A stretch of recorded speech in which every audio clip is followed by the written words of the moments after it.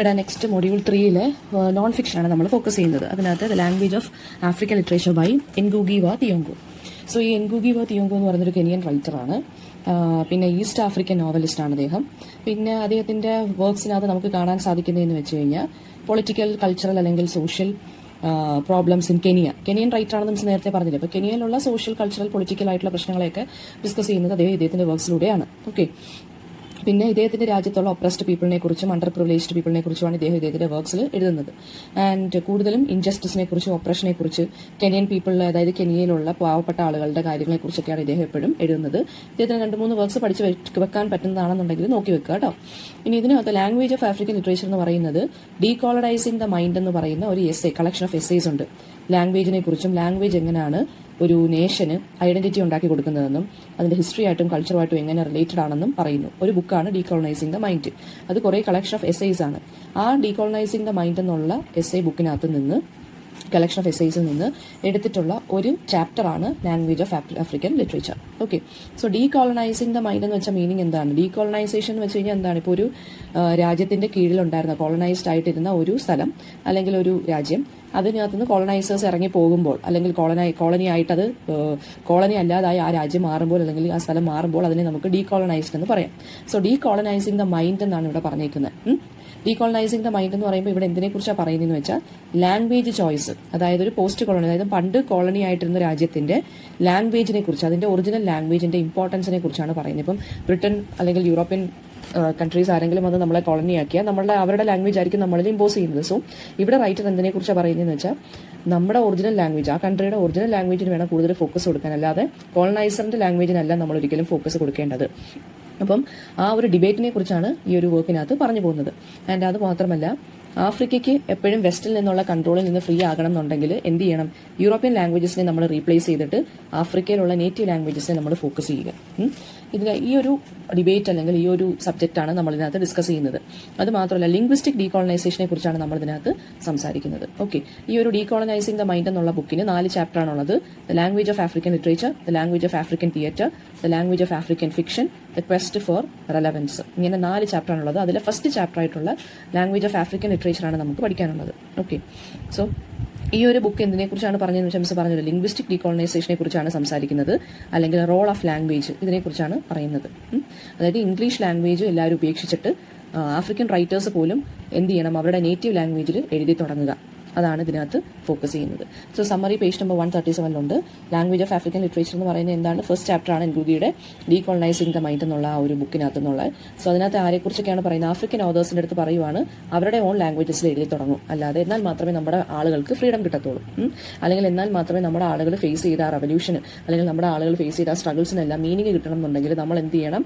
ഈ ഒരു കാര്യത്തിൽ നിന്നും കൂടി, അതായത് ലാംഗ്വേജിന്റെ ബാരിയറിൽ നിന്നും കൂടി നമ്മൾ എന്ത് ചെയ്യുക? ഡീകോളനൈസ്ഡ് ആവുക. അതായത് അവരുടെ ലാംഗ്വേജ് ഉപേക്ഷിച്ചിട്ട് നമ്മുടെ ഓൺ ലാംഗ്വേജസ് യൂസ് ചെയ്ത് തുടങ്ങുക. ആൻഡ് അത് മാത്രമല്ല പറഞ്ഞേക്കുന്നത്, കോളനൈസറിന്റെ, അതായത് യൂറോപ്യൻ ലാംഗ്വേജ് അല്ലെങ്കിൽ കോളനൈസറിന്റെ ലാംഗ്വേജ് എന്ന് പറയുന്നത് എന്താണ്? ഇപ്പോൾ ഭയങ്കരമായിട്ട് സ്പ്രെഡ് ആയിക്കൊണ്ടിരിക്കുകയാണ്. അത് വളരെ ഡേഞ്ചറാണ്. ഈ എസ്സേ 9 സെക്ഷൻസ് ആയിട്ടാണ് ഡിവൈഡ് ചെയ്തേക്കുന്നത്. അതായത് അതിനകത്ത് ആഫ്രിക്കൻ ലാംഗ്വേജസിന്റെ ഇമ്പോർട്ടൻസിനെ കുറിച്ചൊക്കെയാണ് പറഞ്ഞേക്കുന്നത്. പിന്നെ അതുപോലെ തന്നെ യൂറോപ്യൻ അമേരിക്കൻ ലാംഗ്വേജസിന്റെ ആ ഒരു ഡോമിനേറ്റിംഗ് നേച്ചറിനെ കുറിച്ചും പറയുന്നുണ്ട്. ഫസ്റ്റ് സെക്ഷനകത്ത് പറയുന്നതെന്ന് വെച്ചാൽ ആഫ്രിക്കൻ ലിറ്ററേച്ചറിനെ കുറിച്ച് പറയുവാണ്. അതായത് നമുക്ക് ഈ നമ്മുടെ യൂറോപ്യൻ ലാംഗ്വേജസിനെതിരെ നമ്മൾ റെസിസ്റ്റൻസ് കൊണ്ടുവരിക, എന്നാൽ മാത്രമേ നമുക്ക് കംപ്ലീറ്റ് ആയിട്ട് ഡീകോളനൈസ്ഡ് ആയി എന്ന് പറയാൻ സാധിക്കൂ. സെക്കൻഡ് സെക്ഷനകത്ത് എന്തിനെ കുറിച്ചാണ് പറയുന്നത്? ഒരു ആഫ്രിക്കൻ റൈറ്റേഴ്സിന്റെ കോൺഫറൻസിനെ കുറിച്ചാണ് പറയുന്നത്. ഉഗാണ്ടയിൽ ഹാപ്പൻ ചെയ്ത 1962 ഒരു ആഫ്രിക്കൻ റൈറ്റേഴ്സിന്റെ കോൺഫറൻസ് ഉണ്ടായിരുന്നു.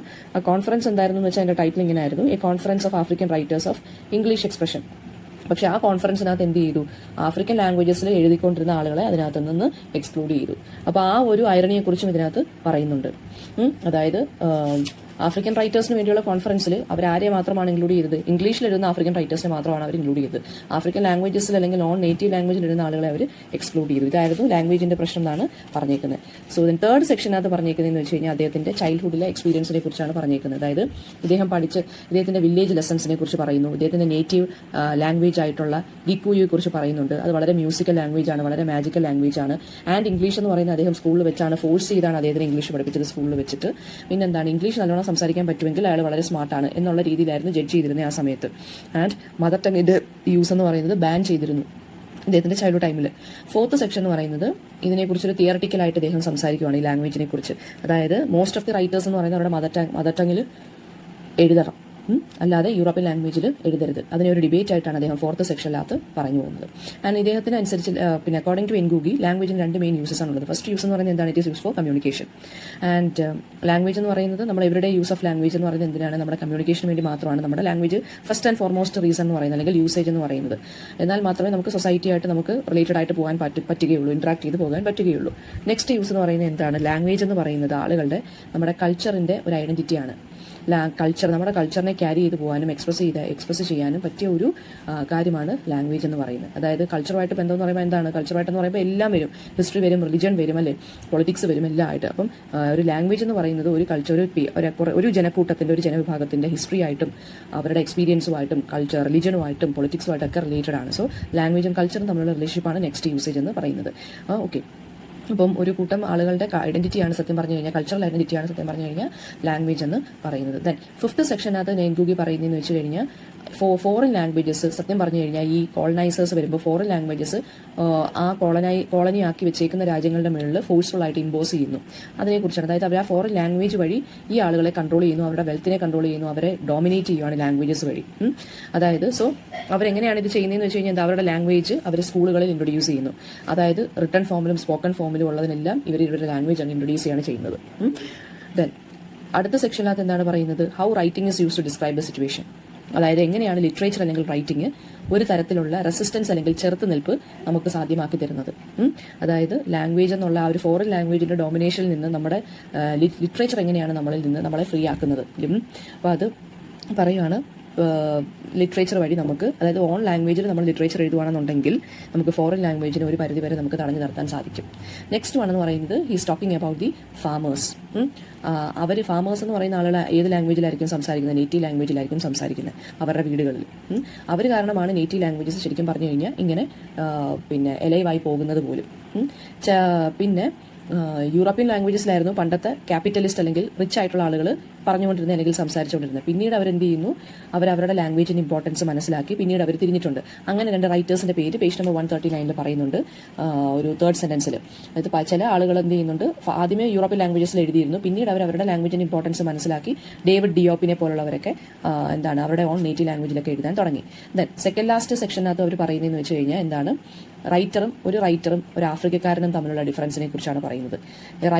He presents a writer who says Africa cannot do without European languages and a politician who says Africa cannot do with imperialism. അതായത് ഒരു റൈറ്ററും ഒരു ആഫ്രിക്കനും തമ്മിലുള്ള ഡിഫറൻസിനെ കുറിച്ചാണ് second section of the essay deal ചെയ്യുന്നതെന്ന് വെച്ച് കഴിഞ്ഞാൽ ഒരു റൈറ്റർ പറയുകയാണ് യൂറോപ്യൻ ലാംഗ്വേജസ് ഇല്ലെങ്കിൽ ആഫ്രിക്ക ഇല്ല. ദെൻ പൊളിറ്റീഷ്യൻ പറയുകയാണ് ഇമ്പീരിയലിസം ഇല്ലെങ്കിൽ ആഫ്രിക്ക ഇല്ല. ഇമ്പീരിയലിസം എന്ന് വെച്ച് കഴിഞ്ഞാൽ ഇവിടെ ഉദ്ദേശിക്കുന്നത് എന്താണ്? ഒരു രാജ്യം വന്ന ഒരു രാജ്യത്തിനെ കീഴടക്കാൻ നോക്കുന്ന ആ ഒരു സിസ്റ്റത്തിനെയാണ് ഇമ്പീരിയലിസം എന്ന് പറയുന്നത്.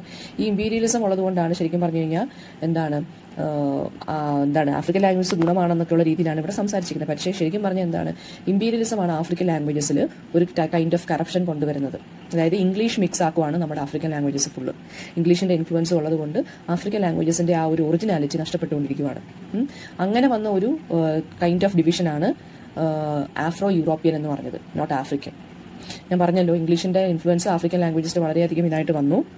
എന്നാൽ പിന്നെ ഇതിൻ്റെ ലാസ്റ്റ് സെക്ഷനകത്ത് പറഞ്ഞിരിക്കുന്നതെന്ന് വെച്ച് കഴിഞ്ഞാൽ അദ്ദേഹം 17 years ആയിട്ട് ആഫ്രോ യൂറോപ്യൻ ലാംഗ്വേജിലാണ് ഈ നമ്മുടെ എൻഗൂഗി വാ തിയോങ്കോ എഴുതുന്നത്. പിന്നീട് അദ്ദേഹം ആഫ്രോ യൂറോപ്യനിൽ നിന്ന് മദർ ടങ്ങിലോട്ട് മാറി.